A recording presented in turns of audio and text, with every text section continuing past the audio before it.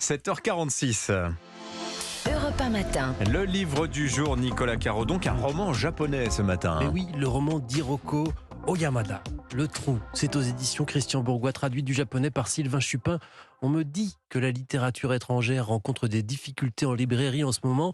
Ce serait vraiment dommage de se priver de ce genre de roman. Mon Dieu, ce que c'est bien. Et regardez comme c'est joli cette couverture. Ah oui, Christian c'est Bourgois. des rizières rizières, en ouais. étage. Exactement. Alors, que raconte ce livre? L'histoire d'Asa. Elle a la trentaine, elle est mariée à Muneakin, un pâle type qui ne lui parle jamais autrement qu'en regardant en même temps son smartphone, y compris en mangeant. Ils vivent en ville, elle a un travail pas très intéressant et mal payé, mais ça tombe bien, elle va le quitter. Son mari est muté, c'est ce qu'on apprend dès la première page. Elle va quitter son travail, pas son mari. Il est muté à la campagne, juste à côté de chez ses parents à lui. Donc il appelle sa mère qui lui apprend qu'en plus, la petite maison d'à côté de chez eux qu'ils avaient l'habitude de louer est vide. Elle est donc libre et il leur donne gratuitement. Asa est d'accord, alors ils partent. C'est un roman sur le changement de vie, c'est ça? Oui, Asa se retrouve quasiment seule dans la maison puisqu'elle n'a plus de travail et que son mari, lui, rentre tard. C'est normal, c'est un nouveau poste, il se donne à fond et puis elle ne s'entend pas plus que ça avec sa belle-mère.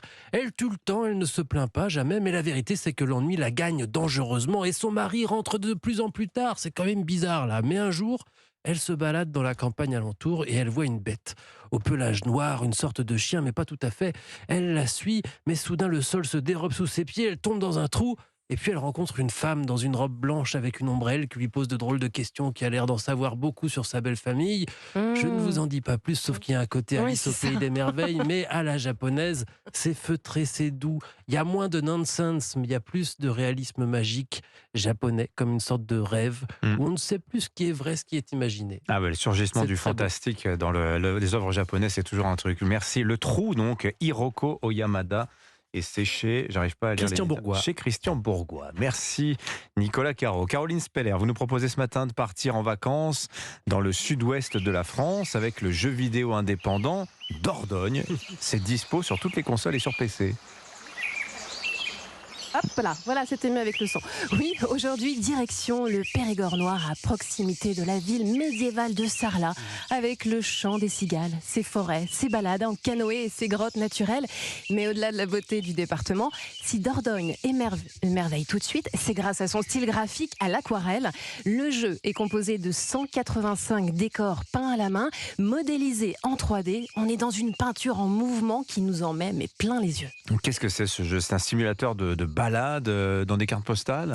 Alors, pas que, non, c'est aussi une expérience narrative, Dimitri. À travers Mimi, une citadine de 32 ans, nous revenons dans la maison de notre grand-mère récemment décédée. Cela fait 20 ans qu'on n'y a pas mis les pieds, puisque notre père a coupé les ponts avec elle. On veut alors comprendre ce qui s'est passé cet été 1982, car nous n'en avons plus aucun souvenir. Comment ça se concrétise dans le jeu, cette quête de la mémoire de l'enfance? Alors, dans Dordogne, on joue sur 2 temporalités. La Mimi de 32 ans, qui nous permet d'explorer la maison de notre grand-mère. Et c'est en retombant sur des 2 objets que nous allons déclencher des flashbacks et prendre le contrôle de la Mimi de 12 ans. J'étais vraiment insouciante.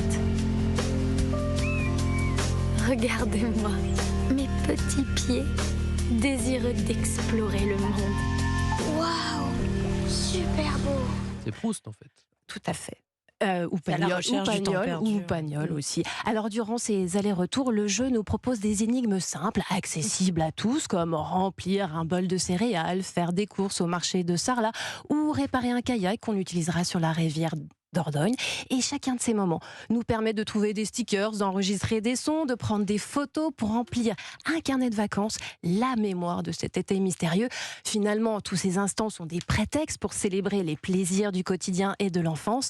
Dordogne nous rappelle alors que les lieux, les objets ont plusieurs vies et qu'il faut explorer la nôtre comme s'il s'agissait d'une belle vallée par une journée d'été. Voilà, encore un jeu où il ne se passe rien, mais je sais qu'il y a un public. Bon, je préfère Street Fighter, moi, qu'est-ce que vous voulez? Mais hein, les c'est- images à l'aquarelle, Mais c'est vrai elles que sont je trouve. magnifiques. C'est magnifique. Ah ouais, très, très joli. Franchement, On peut regardez. dans le jeu Non, on ne pêche pas. Ah. On ne pêche pas, mais on fait du canoë. Voilà, Dordogne. Et on plonge dans la Dordogne. Et c'est un jeu vidéo français, s'il Tout à vous fait. plaît.